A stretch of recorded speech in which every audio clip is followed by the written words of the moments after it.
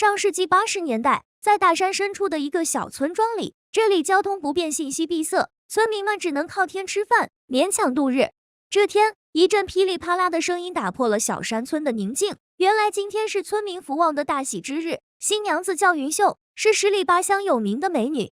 人群中看热闹的张二眼馋到不行，两人成婚后十分恩爱，但是奈何福旺家实在是太穷，就连当初结婚给云秀的彩礼钱都是找同村张二借的。张二是村里有名的无赖，整天游手好闲，不务正业。自从在婚礼上见到云秀后，便对其念念不忘。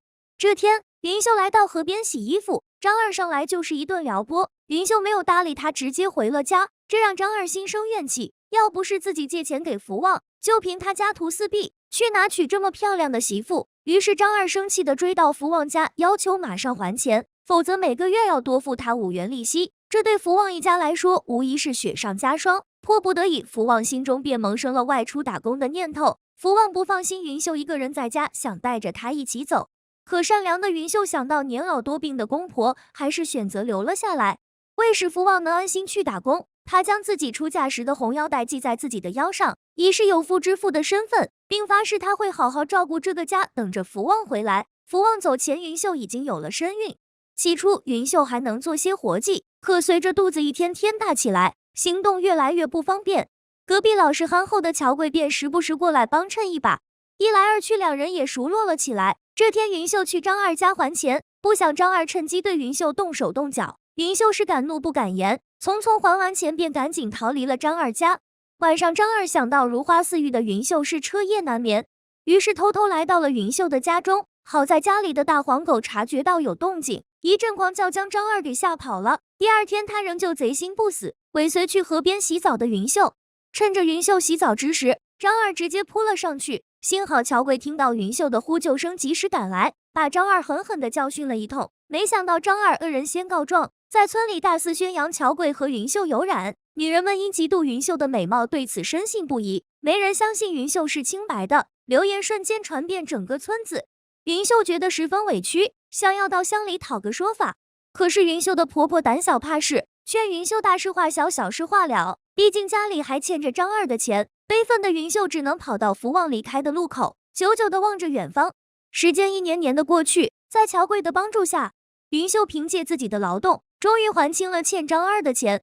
云秀腰间的红裤带渐渐褪去颜色，她换了一条又一条。她仍坚守着自己对丈夫的承诺，但时间却没能改变村里人的看法。云秀与乔贵的谣言却是愈演愈烈。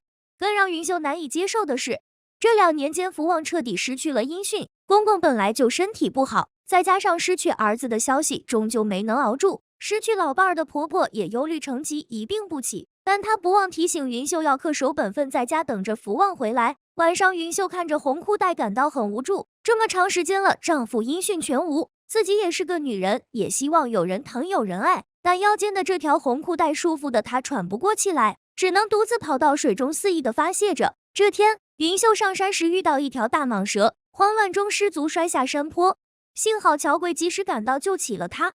一直渴望有人照顾自己的云秀再也无法忍耐了，紧紧地抱住了乔贵。可就在关键时刻，腰间的红裤带瞬间浇灭了两人的激情。现实就是这么无奈，云秀和乔贵开始躲避对方，不过只要发现云秀有困难，乔贵还是会悄悄帮忙。福旺离开的第8年，有人给云秀捎来消息，他们说福旺早已不在人世，婆婆接受不了打击，结束了自己的一生。云秀在婆婆的坟前放声大哭，她解下红腰带丢进火中，所有的束缚在这一刻随风而逝，她终于可以追求自己的幸福了。云秀和乔贵这对有情人终于可以在一起了。然而造化弄人，就在2人结婚的前一天，福旺居然活着回来了。原来当年福旺被忽悠到黑煤窑做了苦力，这才导致他音讯全无。最近他刚被解救出来，就急匆匆地赶回了家中。这下云秀改嫁为乔贵的念头不得不掐灭。云秀像是丢了魂一样，她在已经告别的过去和即将到来的新生间徘徊，而乔贵也不知如何去面对云秀和福旺，最终只能远走他乡。云秀再次来到那个熟悉的路口，她含泪凝望，这又将是一次漫长的等待。故事的最后，云秀终于鼓足勇气和福旺提出了离婚。可悲哀的是，外出打工的乔贵却一直没有音讯。或许这种生不逢时的爱情，注定是让人心痛的结局吧。好了，今天的故事就分享到这里，我们下期再见。